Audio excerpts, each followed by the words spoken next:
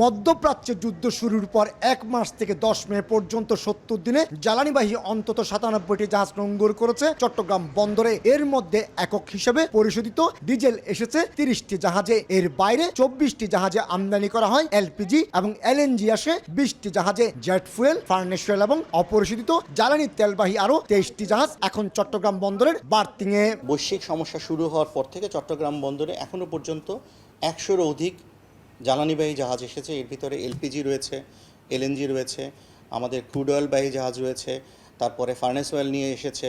জাহাজের হিসেব অনুযায়ী চট্টগ্রাম বন্দর দিয়ে গত আড়াই মাসে 20,938 কোটি টাকা মূল্যের 26,83,000 মেট্রিক টন জ্বালানি আমদানি হয়েছে। এর মধ্যে রয়েছে 6,800 কোটি টাকা মূল্যের 10 লাখ মেট্রিক টন প্রাকৃতিক গ্যাস, 7,800 কোটি টাকা মূল্যের 8 লাখ মেট্রিক টন ডিজেল, 3,000 কোটি টাকা মূল্যের 4 লাখ মেট্রিক টন পেট্রোলিয়াম ও ক্রুড অয়েল। এই সময়ে শুধু জ্বালানি খাত থেকেই চট্টগ্রাম কাস্টম হাউজের রাজস্ব আদায় হয়েছে 2,914 কোটি টাকা। অথচ 2025 সালের এই 70 দিনে 13,435 কোটি টাকা মূল্যের 15,29,000 মেট্রিক টন জ্বালানি আমদানি হয়েছিল।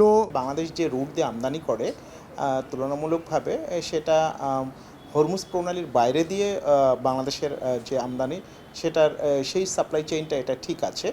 একমাত্র রাষ্ট্রায়ত্ত তেল শোধনাগার ইস্টার্ন রিফাইনের জন্য বছরে 12 lakh metric ton crude oil আমদানি করা হয় সৌদি আরব এবং আরব আমিরাত থেকে। কিন্তু মধ্যপ্রাচ্যের যুদ্ধের দামামায় 3রা মার্চ থেকে হরমুজ প্রণালী বন্ধ করে দেয় ইরান। এরপর থেকে হরমুজ এরিয়ে লোহিত সাগরের তীরবর্তী ইয়ানবু এবং ফুজাইরা বন্দর থেকে লোড হচ্ছে বাংলাদেশের ক্রুড অয়েল। ইরান কনফ্লিক্টের জন্য আমরা স্টেট অফ হরমুজ ব্যবহার করতে পারছি না বা গাল ব্যবহার করতে না পারার জন্য আমরা এই দুই দেশ থেকে এখন ফিউল নিয়ে আসছি, ক্রুড অয়েল নিয়ে আসছি অল্টারনেট পোর্ট হিসাবে। বছরে 70 লাখ মেট্রিক টনের বেশি জ্বালানির চাহিদা রয়েছে বাংলাদেশে। আর জ্বালানির প্রকারভেদে মজুদ সক্ষমতা 25 থেকে 45 দিনের। আগামী সংকট মোকাবেলায় মজুদ সক্ষমতা বাড়ানোর তাগিদ জ্বালানি বিশেষজ্ঞদের। অপরিশোধিত তেল কম দামে আনতেছি এবং সুতরাং আমাদের রিফাইনারির ক্যাপাসিটি যদি আমরা বাড়াইতে পারতাম তাহলে আমরা কম দামে অপরিশোধিত তেল এনে সেখানে আমরা পরিশোধন করে মার্কেটে আমরা দিতে পারতাম। সংকট কাটাতে প্রচলিত উৎস দেশগুলোর বাইরে Singapore, Malaysia, Bharat, Australia, America, Thailand, মালদ্বীপ, অ্যাঙ্গোলা থেকে জ্বালানি সংগ্রহ করা হয়েছে। মধ্যপ্রাচ্যের যুদ্ধের কারণে বিশ্বজুড়ে যে জ্বালানি তেলের সংকট সৃষ্টি হয়েছিল, বাংলাদেশ তা 2 মাসেরও কম সময়ে কাটিয়ে উঠেছে। এখন জ্বালানি তেলবাহী যেমন চট্টগ্রাম বন্দরে ভিড়ছে, ঠিক তেমনি দ্রুততম সময়ে জ্বালানি তেল খালাস করে ফিরে যাচ্ছে নিজ নিজ গন্তব্যে।